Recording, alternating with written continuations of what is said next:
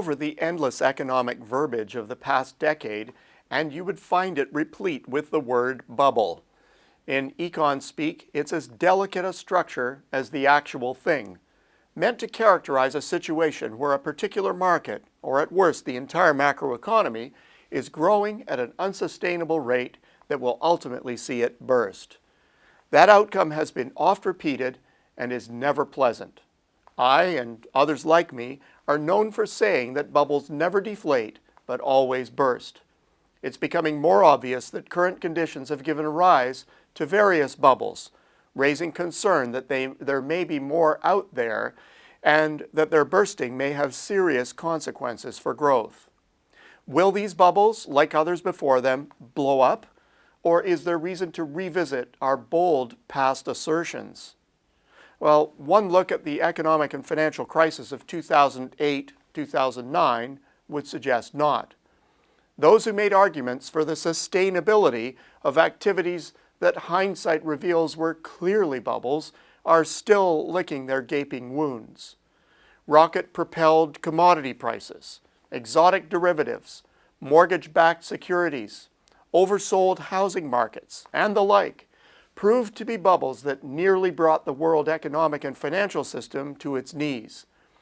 You'd think that the fright we got would be insurance enough against bubbles appearing for a long time. Unfortunately, it's not the case. Fear led to a rework of regulations and safeguarding mechanisms, but not to an eradication of the offending instruments themselves. They are back in the form of low coupon rates for risky sovereign and corporate bonds, large equity market bets, subprime ABS, and of all things, catastrophe bonds. How did it happen? It's likely related to the huge excess of liquidity that the market has been flooded with in recent years.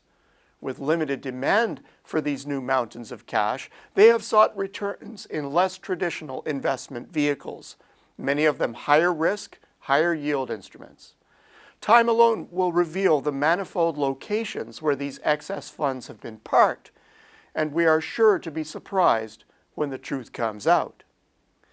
Pundits are fretting that, as in the crisis, this paradigm cannot and will not end well. Suspicion and nervousness seem to be on the rise, and doomsayers are getting increasingly specific about the nature and the timing of the inevitable explosions. If they are right, extant structural weaknesses will be aggravated, compromising nascent global recovery. Not a pretty picture.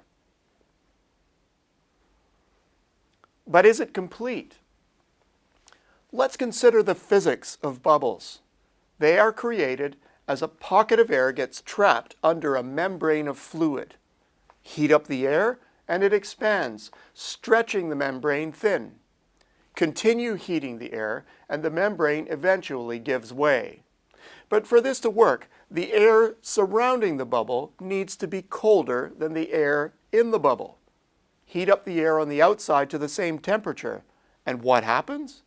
Well, the bubble deflates. Although it's hardly ever the case, technically, bubbles can deflate. Now, how does this relate to the economy? Well, heat up isolated markets, and it's just like the bubble. It gets worse as the economic fundamentals surrounding the bubble go cold. But if those fundamentals are actually themselves heating up, then the localized bubbles are less of a concern. They diminish and get absorbed into the broader macro picture. To put it more clearly, if the global economy is indeed improving rapidly, then there won't necessarily be a cataclysmic evaporation of capital, but a redeployment of capital from these less traditional havens to hard business assets. How can we be so sure?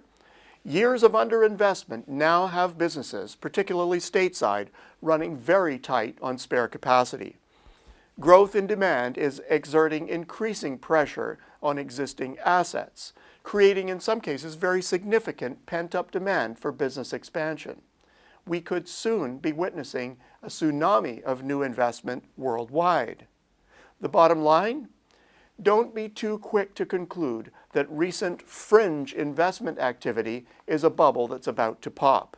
it might just prove to be a critical source of the liquidity that is desperately needed to finance the budding global recovery.